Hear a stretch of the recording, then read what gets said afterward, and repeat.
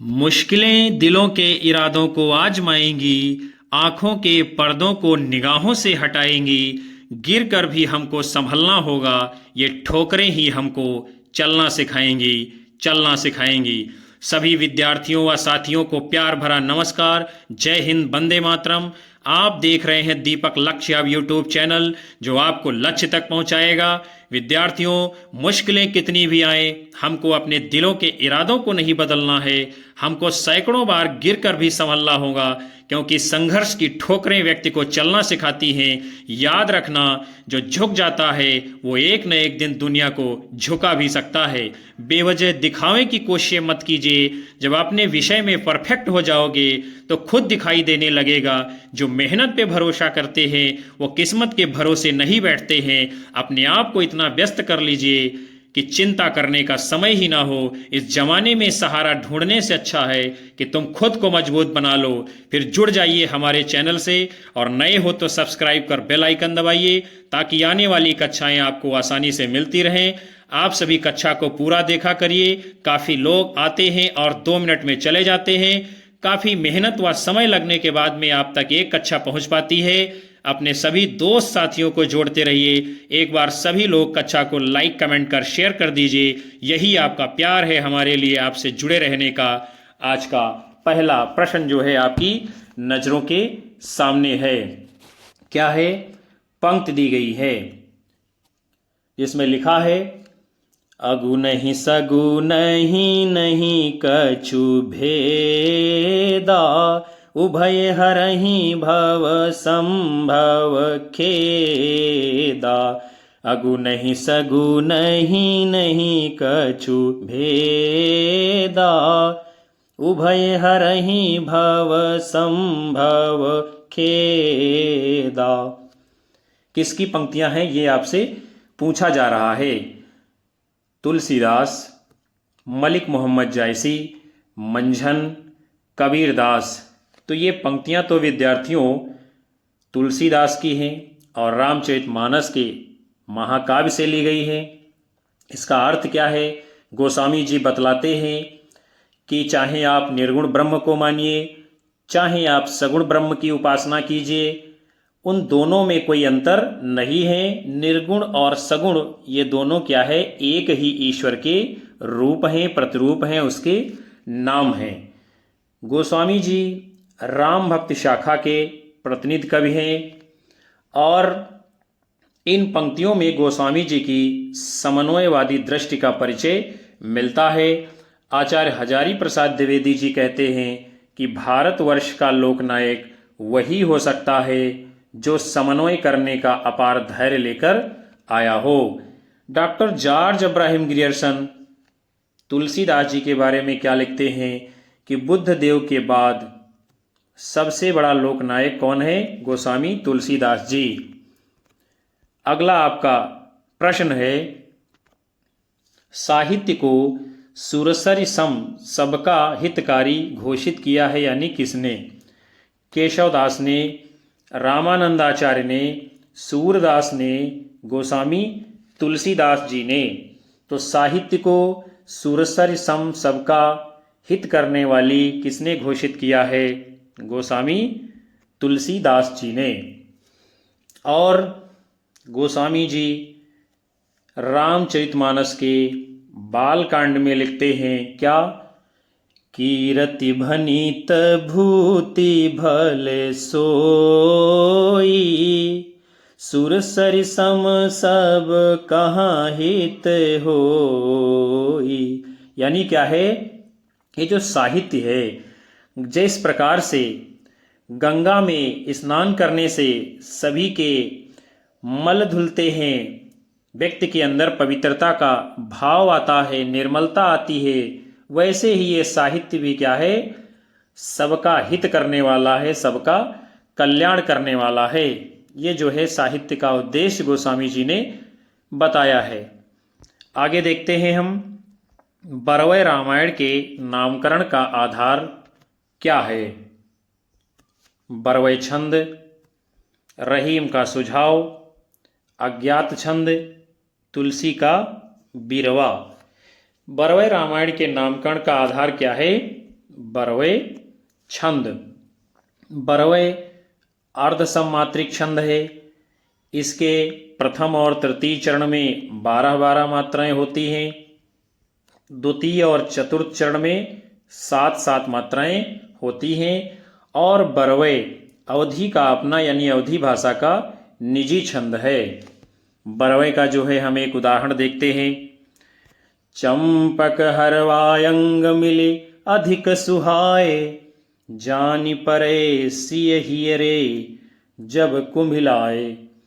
बरवे रामायण जो है तुलसीदास कृत एक मुक्तक काव्य है। क्या है? मुक्तक काव्य, जो 7 जो है कांडों में विभक्त है। गोस्वामी तुलसीदास जी की अन्य रचनाएं जो हैं रामचरितमानस, कवितावली, गीतावली, बरवे रामायण, दोहावली, पार्वती मंगल, जानकी मंगल इत्यादि। फिर जो है तुलसीदास को लोकनायक कहने वाले कौन विद्वान हैं? डॉक्टर रामविलास शर्मा, आचार्य रामचंद्र शुक्ल, हजारी प्रसाद द्विवेदी, जॉर्ज ग्रियर्सन। तो तुलसीदास को हिंदी में लोकनायक किसने कहा है? आचार्य हजारी प्रसाद द्विवेदी जी ने। इसके साथ में विभिन्न विद्वानों ने जो तुलसीदास को कहा है उसको देखेंगे। जैसे कि कलिकाल का वाल्मीकि किसने कहा है? नाभादास जी ने। मुगल काल का सबसे महान व्यक्ति किसने कहा है? स्मिथ ने। जातीय कवि किसने कहा है? रामविलास शर्मा जी ने। और मानस का हंस तुलसीदास को किसने कहा है? अमृतलाल नागर जी ने। अगला आपका प्रश्न है, रामलला नहछू रचना की शैली है। क्या शैली है? अवधी लोकगीतों की, छप्पय छंद विशिष्ट, सवैया प्रधान, सतसई व्रत। तो रामलला नहछू जो कि तुलसीदास जी की रचना है, इसकी शैली क्या है? अवधी लोकगीतों की। और रामलला नहछू को अधिकांश विद्वान तुलसीदास जी की पहली रचना मानते हैं। यह एक क्या है? प्रबंध काव्य है, जिसकी रचना ठेठ अवधि के सोहर छंद में की गई है। आगे बढ़ेंगे हम। आपका प्रश्न है, विनय पत्रिका के बारे में कौन सा कथन सही नहीं है? इसमें कुल 270 पद हैं। इसमें सर्वप्रथम गणेश जी की वंदना की गई है। ये ब्रजभाषा में लिखी गई है। इसकी गणना आत्मनिवेदन परक गीत काव्य में की जाती है। तो विनय पत्रिका के बारे में जो सही नहीं है वो है आपका विकल्प ए, क्योंकि इसमें क्या है? 270 नहीं बल्कि 279 पद हैं। यही आपका सही उत्तर होगा। बाकी बातें जो है सही हैं इसके बारे में। इसमें सर्वप्रथम गणेश जी की वंदना की गई है और ब्रजभाषा में लिखी गई रचना है। इसकी गणना आत्मनिवेदन पर गीत काव्य में की जाती है। ये सभी बातें सत्य हैं। और विनय पत्रिका के लेखक कौन हैं? गोस्वामी तुलसीदास जी। विनय पत्रिका को भक्तों के गले का कंठहार कहा जाता है। फिर जो है हम आगे बढ़ते हैं। आपका प्रश्न है, निम्नलिखित में से कौन सी रचना तुलसीदास की नहीं है? बरवे रामायण, ध्यान मंजरी, कवित्त रामायण, कृष्ण गीतावली। तो ध्यान मंजरी जो है तुलसीदास जी की रचना नहीं है, बल्कि ध्यान मंजरी किसकी है? ये अग्रदास जी की रचना। और बरवे रामायण, कवित्त रामायण, कृष्ण गीतावली ये सभी रचनाएं गोस्वामी तुलसीदास जी की हैं। फिर जो है हम अगला प्रश्न देखते हैं, निम्नलिखित में से कौन सी रचना तुलसीदास की नहीं है? इस प्रश्न की पुनरावृत्ति हो रही है। हम आगे बढ़ते हैं। आपका प्रश्न है, तुलसीदास ने कलयुग का वर्णन कवितावली के किस कांड में किया है? उत्तरकांड, लंका कांड, सुंदर कांड, बाल कांड। तो तुलसीदास जी ने कलयुग का वर्णन अपनी रचना कवितावली के उत्तरकांड में किया है, जिसमें वो लिखते भी हैं कलिकाल के बारे में। खेती ना किसान को, भिखारी को न भीख भली, बनिक को बनिज न चाकर को चाकरी, जीविका विहीन लोग सीधमान सोच बस, कहाँ एक एकन सो कहाँ जाई काकरी। यानी क्या लिखते हैं कि ऐसा कलिकाल आता है, ना तो किसानों को खेती करने को मिल रहा है, ना ही मजदूरों को मजदूरी करने को कहीं मिलता है, और ना ही भिखारियों को मांगने पर भीख मिलती है। फिर जो है कवितावली ब्रज भाषा में तुलसीदास जी ने लिखा था, और इसके उत्तरकांड में काशी बनारस में तत्कालीन समय में फैली महामारी का वर्णन किया है। आगे बढ़ते हैं हम। तुलसीदास का रामचरितमानस लिखा गया है, यानी किस छंद में? गीत पद्धति में, सवैया छंद में, छप्पय और कवित्त पद्धति में, दोहा चौपाई छंद में। तो रामचरितमानस महाकाव्य को गोस्वामी जी ने दोहा और चौपाई छंद में लिखा है, और इसमें 1074 दोहे हैं, 7 कांड हैं, और यह एक हिंदी का प्रबंध काव्य है। भाषा इसकी अवधी है, और इसकी रचना संवत 1631 में होती है। चैत्र शुक्ल रामनवमी मंगलवार को इसको लिखना प्रारंभ करते हैं, और इसकी रचना में कुल 2 वर्ष 7 माह 26 दिन का समय लगा था। कवित्त और छप्पय पद्धति में कवितावली मुक्तक काव्य ब्रज भाषा में लिखा गया है। अगला आपका प्रश्न है, पंक्तियां दी गई हैं और पूछा जा रहा है कि इन पंक्तियों का संबंध किससे है।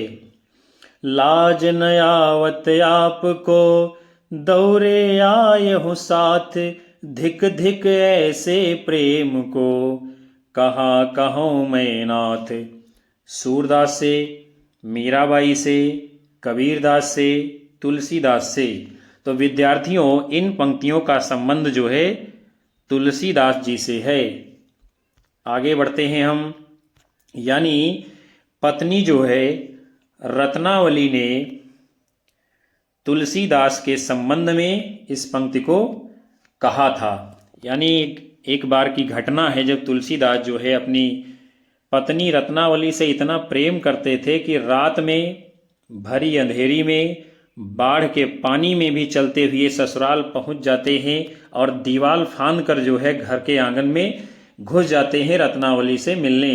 तो जब रत्नावली जो है देखती है कि तुलसीदास हैं, तब उनसे ये कहती हैं क्या, लाज न लागत आपको दौरे आए हो साथ, धिक धिक ऐसे प्रेम को कहाँ कहूँ मैं नाथ। यानी ऐसे प्रेम को धिक्कार है, तनिक भी तुमको शर्म नहीं आई, यहां तक दौड़ते हुए चले आए। और क्या कहती है रत्नावली आगे, अस्थि चरम मैं देह मम तामे ऐसी प्रीति, तैसी जो श्री राम महा हो तिन तो भवभीत। यानी ये मेरा शरीर हड्डियों और मांस का बना हुआ है, उससे आप इतना प्रेम करते हो, और यदि इतना ही प्रेम भगवान श्री राम से दिखा लो तो क्या है, इस संसार से आपको मोक्ष मिल जाएगा, इस जन्म और मृत्यु के चक्र से छुटकारा प्राप्त हो जाएगा। और यहीं से क्या होता है, तुलसीदास के मन में वैराग्य की भावना प्रकट हो जाती है और उनका अंतर्मन बदल जाता है। फिर आपका है, तुलसीदास ने किस काव्य की रचना सूरदास के अनुकरण पर की है। गीतावली, दोहावली, जानकी मंगल, कवितावली। तो तुलसीदास जी ने अपनी गीतावली रचना सूरदास के अनुकरण पर की है, और ये क्या है, ये गीत काव्य है और ब्रज भाषा में लिखा गया है। फिर जो है हम अगला प्रश्न देखते हैं। क्या है, पंक्तियां दी गई हैं और पूछा जा रहा है कि इसके रचयिता कौन है। आरती कीजे हनुमान लला की, दुष्ट दलन रघुनाथ कला की, आरती कीजे हनुमान लला की। नाभादास तुलसीदास, रामानंद, रामानुज। तो ये पंक्ति किसकी है? रामानंद जी ने लिखा है। और रामानंद हिंदी में राम काव्य के पुरस्कर्ता माने जाते हैं। और ये जो है राघवानंद जी के शिष्य थे। हजारी प्रसाद द्विवेदी ने यानी रामानंद को आकाश धर्मा गुरु कहा है। इनके द्वारा जो रचित प्रमुख रचनाएं हैं वैष्णव मताब्ज भास्कर, श्री रामार्चन पद्धति, योग चिंतामणि, राम रक्षा स्तोत्र, आनंद भाष्य इत्यादि। फिर जो है हम अगला प्रश्न देखते हैं। सुंदर कांड में प्रमुख पात्र है यानी कौन है? हनुमान, भरत, कैकेयी, लक्ष्मण। तो रामचरितमानस के सुंदर कांड में जो सबसे प्रमुख पात्र हैं उनका नाम क्या है? हनुमान जी महाराज। इसीलिए लोग क्या है सुंदर कांड का पाठ अक्सर किया करते हैं और अक्सर अपने घरों में भी कराया करते हैं। यानी संपूर्ण सुंदर कांड में श्री हनुमान जी की गौरव गाथा का वर्णन किया गया है। और मानस के सुंदर कांड को रोग मुक्ति का कांड भी कहा गया है। यानी इसका बार बार सच्चे दिल और मन से पाठ करने से क्या है मनुष्य रोग मुक्त हो जाता है। आगे बढ़ेंगे हम। आपका प्रश्न है रामचरितमानस की भाषा है यानी किस प्रकार की भाषा है? भोजपुरी, अवधी, ब्रजभाषा, मैथिली। तो आप जानते हैं रामचरितमानस जो है अवधी भाषा में लिखा गया महाकाव्य है और गोस्वामी जी ने लिखा है। इसमें 7 कांड है और संवत 1631 में इसको लिखा गया है। फिर जो है हम आगे देखते हैं क्या रामचरितमानस ये अवधी भाषा का सर्वश्रेष्ठ महाकाव्य है और इसके रचयिता गोस्वामी तुलसीदास जी हैं। इस महाकाव्य में मर्यादा पुरुषोत्तम भगवान श्री राम का जीवन चरित्र है। तुलसी के ग्रंथों की जो भाषा है उस पर भी हम एक नज़र डालते हैं। जैसे कि अवधी भाषा में जो ग्रंथ लिखे गए हैं जानकी मंगल, पार्वती मंगल, रामाज्ञा प्रश्न, रामलला नहचू, बरवय रामायण, रामचरितमानस आदि।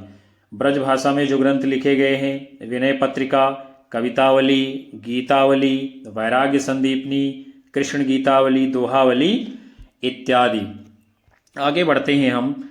अगला आपका प्रश्न है निम्नलिखित तथ्यों को काल क्रमानुसार क्या है आपको लगाना है। आचार्य रामचंद्र शुक्ल ने हिंदी साहित्य का इतिहास लिखा है। तुलसीदास ने रामचरितमानस की रचना की है। अज्ञेय द्वारा तार सप्तक का प्रकाशन किया गया। जयशंकर प्रसाद ने कामायनी की रचना की है। यानी क्रम से इसको लगाना है तो क्या होगा? सबसे पहले तुलसीदास जी ने रामचरितमानस की रचना की है। फिर जो है आचार्य रामचंद्र शुक्ल जी ने अपना हिंदी साहित्य का इतिहास लिखा है।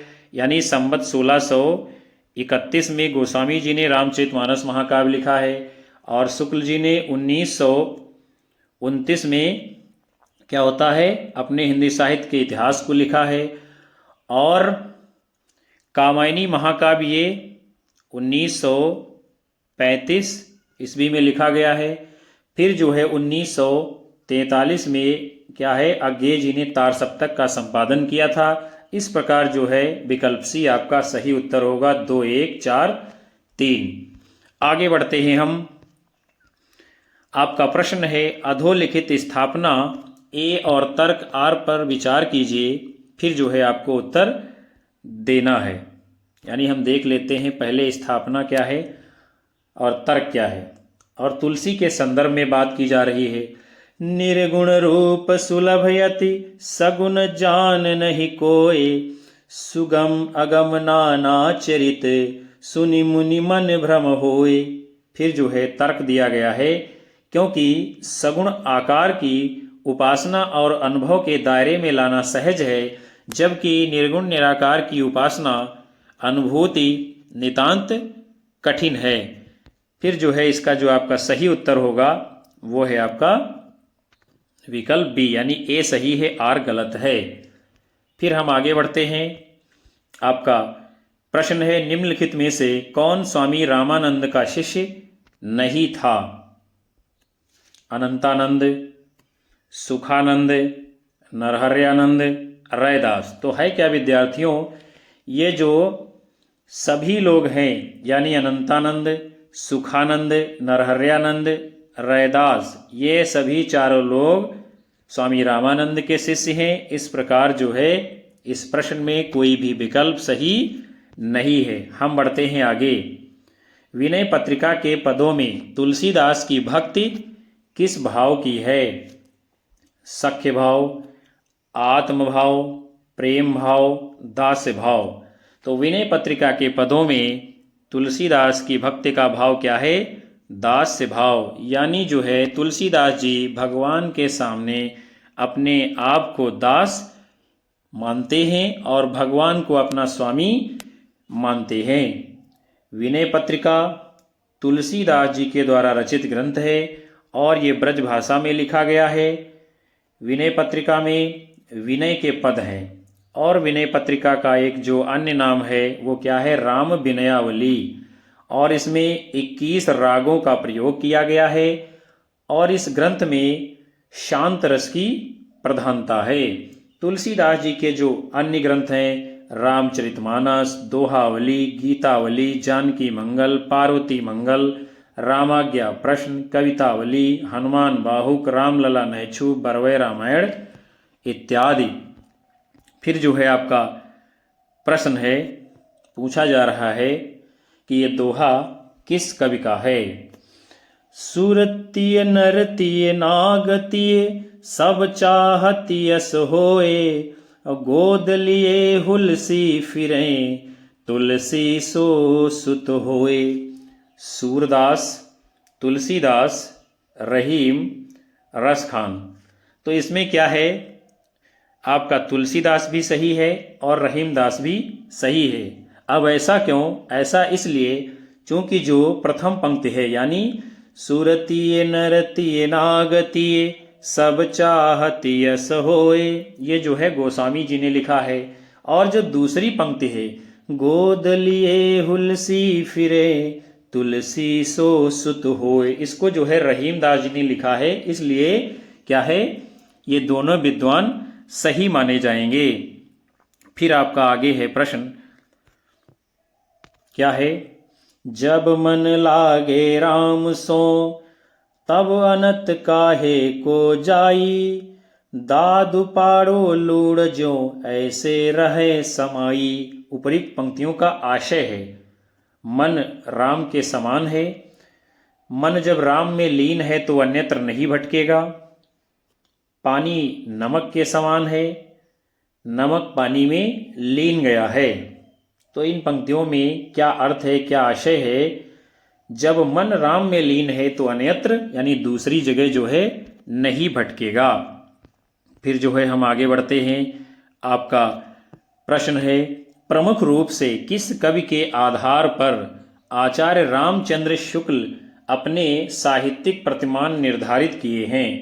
कबीरदास, तुलसीदास, केशवदास, सूरदास।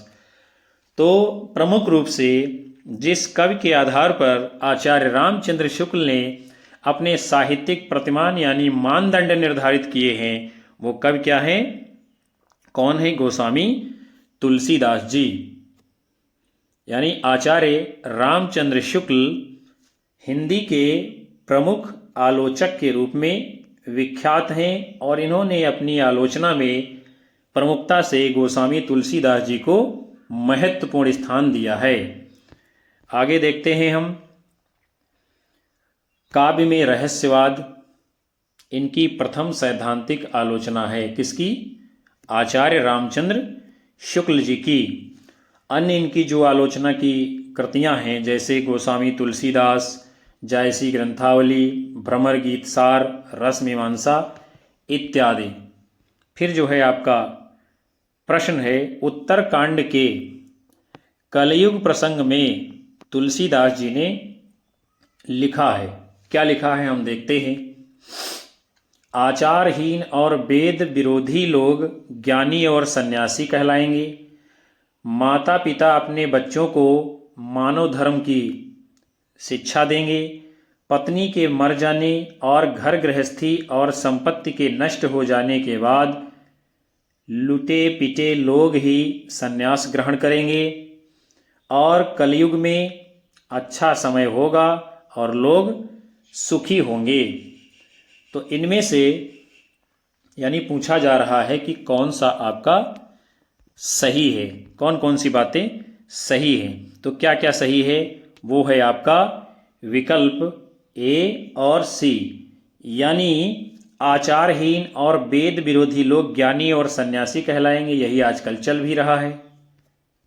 और पत्नी के मर जाने और घर गृहस्थी और संपत्ति के नष्ट हो जाने के बाद लुटे पिटे लोग ही सन्यास ग्रहण करेंगे। ये बात जो है तुलसीदास अपने रामचरितमानस के उत्तरकांड में कलयुग के संदर्भ में बतलाते हैं।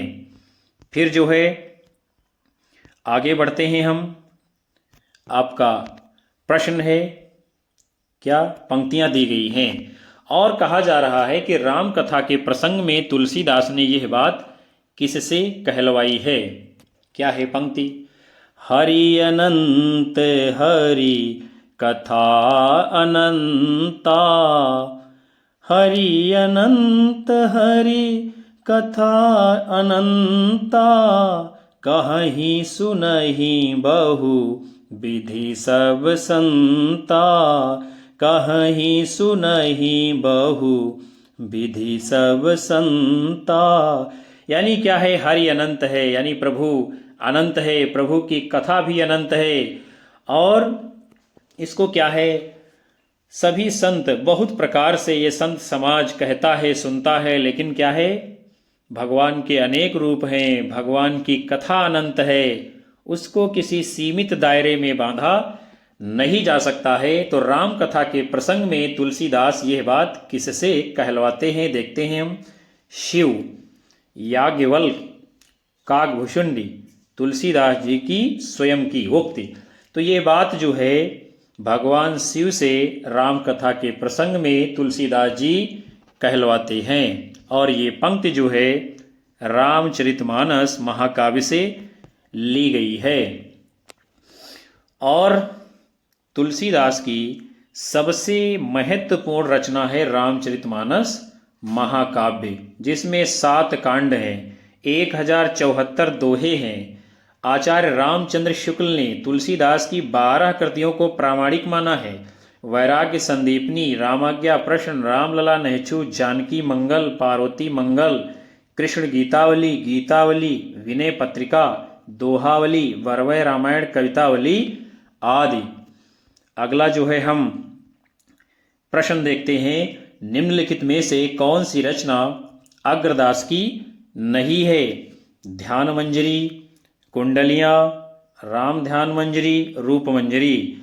तो ध्यान मंजरी, कुंडलियां, राम ध्यान मंजरी, ये तीनों रचनाएं अग्रदास की हैं। जो नहीं है उसका नाम क्या है? रूप मंजरी।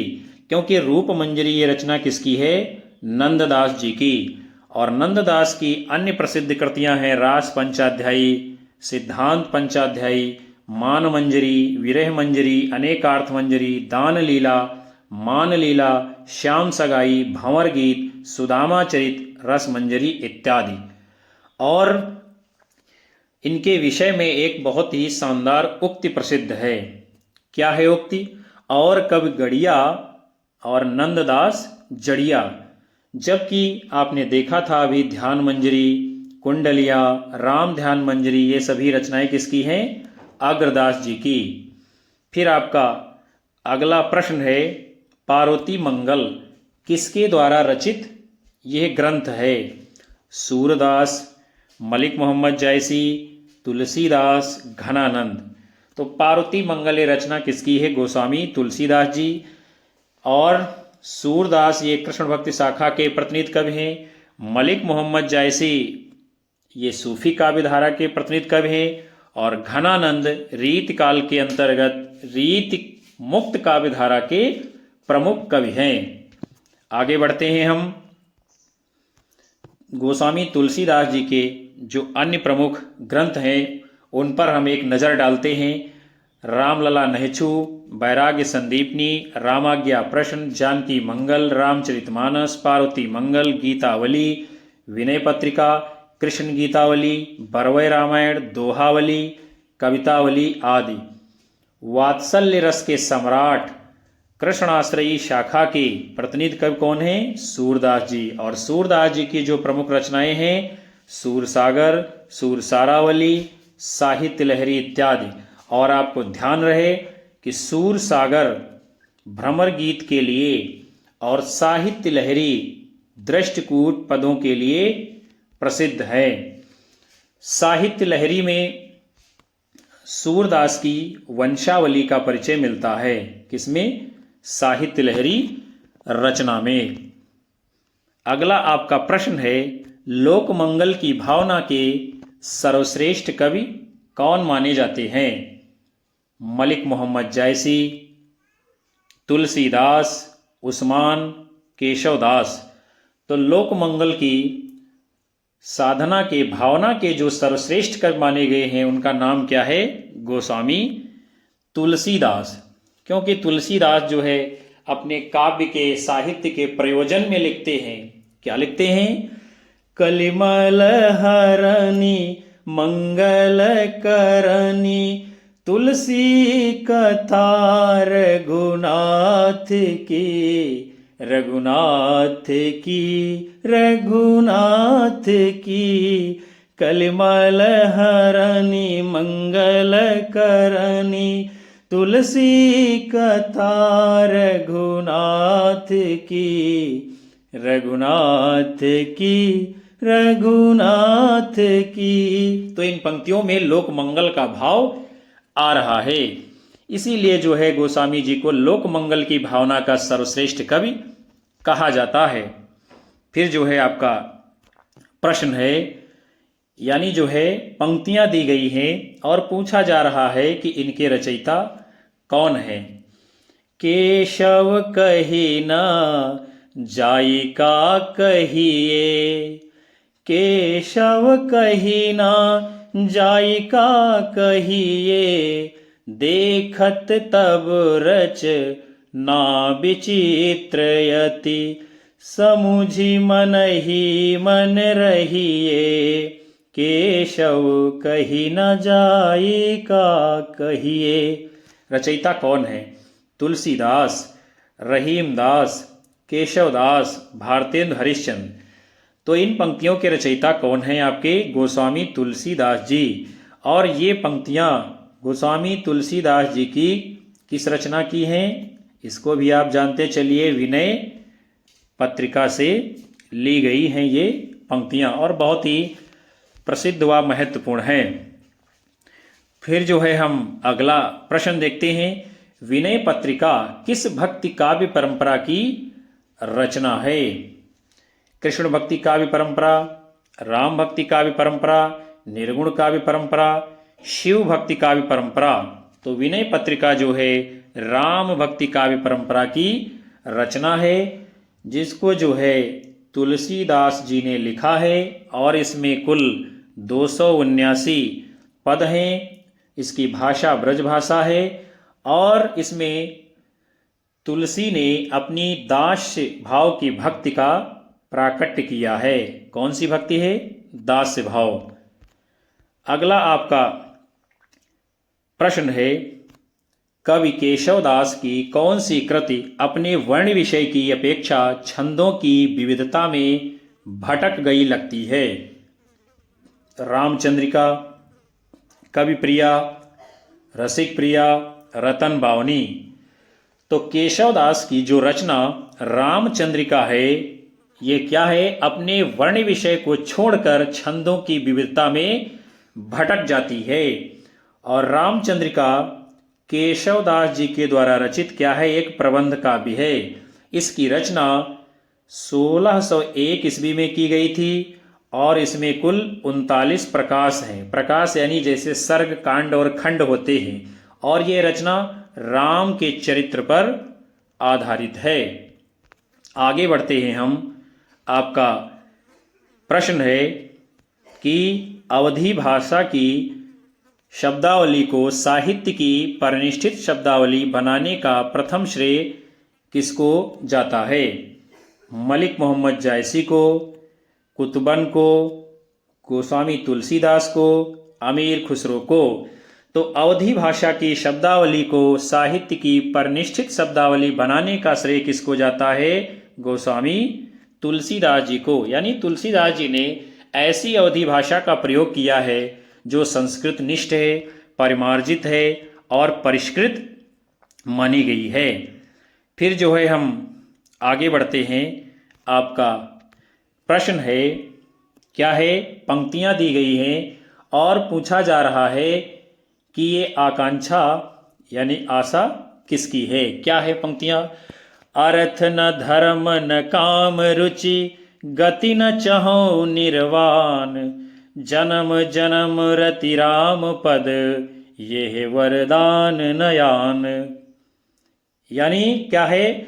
न हमें अर्थ की कामना है, ना धर्म की कामना है, और ना ही मैं काम में रुचि रखता हूं, और क्या है? ना ही मैं इस दुनिया से मोक्ष प्राप्त करना चाहता हूं।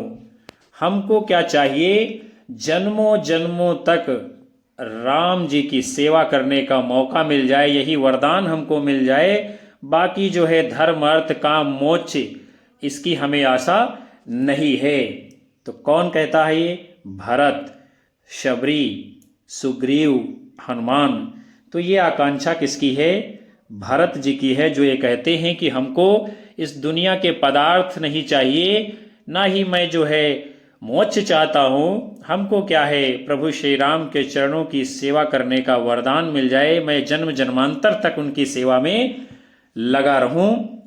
और ये पंक्तियां जो है रामचरितमानस के अयोध्या कांड से ली गई हैं। फिर जो है हम आगे बढ़ते हैं, अगला प्रश्न देखते हैं। निम्नलिखित में से एक राम भक्त कवि हैं? कृष्णदास, नाभादास, ध्रुवदास, श्री भट्ट। तो इनमें से जो राम भक्त कवि हैं उनका नाम क्या है? नाभादास जी। और इनका जन्म जो है अनुमानों से 1570 ईस्वी के आसपास माना गया है। नाभादास ने हिंदी में भक्तमाल परंपरा की शुरुआत करते हैं, और इनके गुरु का नाम क्या था? अग्रदास जी। नाभादास जी ने सन 1585 के आसपास क्या करते हैं? ब्रज भाषा में भक्तमाल की रचना करते हैं। फिर जो है आपका अगला प्रश्न है, गोस्वामी तुलसीदास जी की कुल कितनी कृतियों में उत्तरकांड संबंधी वर्णन प्राप्त होते हैं? 2, 4, 3, 1। तो गोस्वामी तुलसीदास जी की 4 रचनाओं में उत्तरकांड संबंधी वर्णन प्राप्त होते हैं। और कौन कौन सी वो 4 रचनाएं हैं? रामचरितमानस में उत्तरकांड है, गीतावली में उत्तरकांड है, बरवय रामायण में उत्तरकांड है, और कवितावली में उत्तरकांड है। तुलसीदास जी की जो अन्य रचनाएं हैं, वैराग्य संदीपनी, पार्वती मंगल, कृष्ण गीतावली, विनय पत्रिका, दोहावली, रामाज्ञा प्रश्न, रामलला नहचू इत्यादि। फिर जो है अगला आपका प्रश्न है, रामचरितमानस के उत्तरकांड के संबंध में असत्य कथन कौन है? उसका आपको चयन करना है। इसमें राम के लोकाश्रयी आनंद का चित्रण है, ये कथन सत्य है। ये कवि की कालजयी रचना का समापन बिंदु है, ये भी कथन सत्य है। इसमें शैव और वैष्णव मतों का समन्वय दृष्टिगत होता है, ये भी कथन सत्य है। फिर असत्य है, वो कौन सा है? इस कांड में कवि ने युगीन समस्याओं का उचित तथा सर्वग्राही समाधान दिया है, यही जो है बात गलत है। क्योंकि क्या है? युगीन समस्याएं तो हैं, लेकिन सर्वग्राही समाधान हो, यह बात सत्य नहीं है। यहीं से जो है यह तथ्य गलत होना शुरू हो जाता है, और यही आपका क्या है? सही उत्तर है। फिर जो है अगला आपका प्रश्न है, तुलसीदास ने कौन सी रचना कलिकाल से मुक्ति पाने के हेतु लिखी है? कवितावली, विनय पत्रिका, रामाज्ञा प्रश्न, हनुमान बाहुक। तो तुलसीदास जी ने जो रचना कलिकाल से मुक्ति पाने के हेतु लिखी थी उसका नाम क्या है? हनुमान बाहुक, यानी कलयुग में हनुमान जी ही एकमात्र ऐसे हैं जो क्या है, लोगों को पाप से मुक्त करा सकते हैं, बचा सकते हैं। फिर जो है हम आगे बढ़ते हैं। विनय पत्रिका में कुल जो है 279 पद हैं। इसको ब्रज भाषा में लिखा गया है और इसका जो प्रधान रस है उसका नाम क्या है, भक्ति रस, या इसको जो है दूसरा इसमें शांत रस भी पाया जाता है, जिसमें विभिन्न राग रागनियों का भी प्रयोग हुआ है। और यह एक गीत काव्य है। इसकी रचना जो है काशी में हुई थी और इनके द्वारा जो रचे गए अन्य महत्वपूर्ण ग्रंथ हैं कवितावली, गीतावली, दोहावली, जानकी मंगल, पार्वती मंगल, रामलला नहछु, बरवय रामायण, वैराग्य संदीपनी, रामाज्ञा प्रश्न, रामचरितमानस, कृष्ण गीतावली, दोहावली आदि हैं। फिर जो है आपका अगला प्रश्न है और पूछा जा रहा है कि यह उक्त यानी कि पंक्तियां किसकी हैं। संसार अपार के पार को सुगम रूप नौका लियो, कलि कुटिल जीव निस्तार हित वाल्मीकि तुलसी भयो। यानी किसकी पंक्तियां हैं, रहीम दास जी, स्वामी अग्रदास, नाभादास, रामानंद। तो ये पंक्तियां किसकी हैं, नाभादास जी की। और नाभादास ने भक्तमाल की रचना की है, जिसमें 200 भक्त कवियों का जीवन व्रत दिखाया गया है और महिमा सूचक बातें उनकी कही गई हैं। और इसमें 316 छप्पय छंद हैं, किसमें, भक्तमाल में। फिर जो है हम अगला प्रश्न देखते हैं। रामचरितमानस में बीभत्स रस का प्रयोग किन कांडों में मिलता है। अरण्य कांड और लंका कांड, सुंदर कांड और उत्तर कांड, बाल कांड और अयोध्या कांड, उपरोक्त सभी कांडों में। तो रामचरितमानस महाकाव्य में जिन कांडों में बीभत्स रस का प्रयोग मिलता है देखने को, वो कांड है आपके अरण्य कांड और लंका कांड। यानी बीभत्स मतलब घृणा का भाव कहाँ पर आएगा, जहाँ पर मार काट होगी, जहाँ पर खून खच्चर बहेंगे। तो ये सब जो है अरण्य कांड और लंका कांड में देखने को खूब मिलता है। इसीलिए क्या है, इसमें बीभत्स रस का प्रयोग प्रमुखता से हुआ है। और रामचरित मानस के रचयिता कौन है, गोस्वामी तुलसीदास जी, जिसमें क्या है 7 कांड हैं। कौन कौन से, बाल कांड, अयोध्या कांड, अरण्य कांड, किष्किंधा कांड, सुंदर कांड, लंका कांड और उत्तर कांड। फिर आपका जो है अगला प्रश्न है, सीता को प्रधान मानकर लिखा गया सीतायन काव्य जो है उसकी रचयिता कौन है। नाभादास, पोलंक राममूर्ति जी, जानकी रसिक शरण जी, रामप्रिया जी। तो सीता को प्रधानता देकर लिखा गया जो काव्य है सीतायन, उसके रचयिता कौन है, रामप्रिया शरण जी। और इस सीतायन काव्य की रचना जो है 1703 ईस्वी में की गई थी। फिर जो है हम आगे बढ़ते हैं। आपका प्रश्न है, भक्तमाल के रचयिता नाभादास के गुरु का क्या नाम है। नरहरिदास, वल्लभाचार्य, विठलनाथ, अग्रदास। तो भक्तमाल के रचयिता नाभादास के गुरु का नाम क्या है, अग्रदास जी। नाभादास जी ने 1585 ईस्वी के आसपास ब्रज भाषा में भक्तमाल की रचना की है। और भक्तमाल में 200 भक्त कवियों का जीवन व्रत और उनकी महिमा सूचक बातें 316 छप्पयों में कही गई हैं। अगला आपका प्रश्न है, निम्नलिखित विकल्पों में से जो राम भक्ति काव्य की विशेषता नहीं है उसको क्या है, आपको खोजना है। विष्णु के अवतार रूप में राम का वर्णन है, ये बात सत्य है। लोकमंगल एवं समन्वय भावना का प्रतिपादन, ये भी बात सत्य है।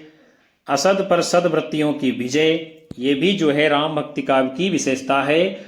और जो नहीं है वो है आपकी कृष्ण की विविध लीलाओं का गायन जो है राम भक्ति काव्य में नहीं किया गया है, इसीलिए ये सही नहीं है। फिर जो है अगला आपका प्रश्न है, राम कथा पर आधारित तुलसीदास के महाकाव्य का क्या नाम है? चलिए हम देखते हैं क्या नाम है। भारत मिलाप, रामचरितमानस, राम रक्षा स्तोत्र, रामचंद्रिका। तो राम कथा पर आधारित तुलसीदास जी ने जो महाकाव्य लिखा है उसका नाम क्या है? रामचरित मानस, जिसकी रचना संवत 1631 में चैत्र शुक्ल रामनवमी मंगलवार को गोस्वामी जी प्रारंभ करते हैं और इसकी रचना में कुल जो है 2 वर्ष 7 माह 26 दिन का समय लगता है। तो प्रिय विद्यार्थियों, आप सभी ने आज की कक्षा में बहुत ही महत्वपूर्ण हिंदी साहित्य का इतिहास में भक्तिकाल से संबंधित वैकल्पिक प्रश्नों की श्रृंखला को देखा जाना समझा। मैं उम्मीद करूंगा कि ये सभी प्रश्न आपकी आने वाली परीक्षाओं में लाभदायक होंगे, कारगर सिद्ध होंगे। कक्षा को अपने दोस्तों में शेयर कीजिए, लाइक कीजिए और कमेंट कीजिए। हम आपको मिलेंगे सभी को अगली कक्षा पुनः लेकर के। तब तक के लिए नमस्कार, जय हिंद, वंदे मातरम, बाय बाय सभी को।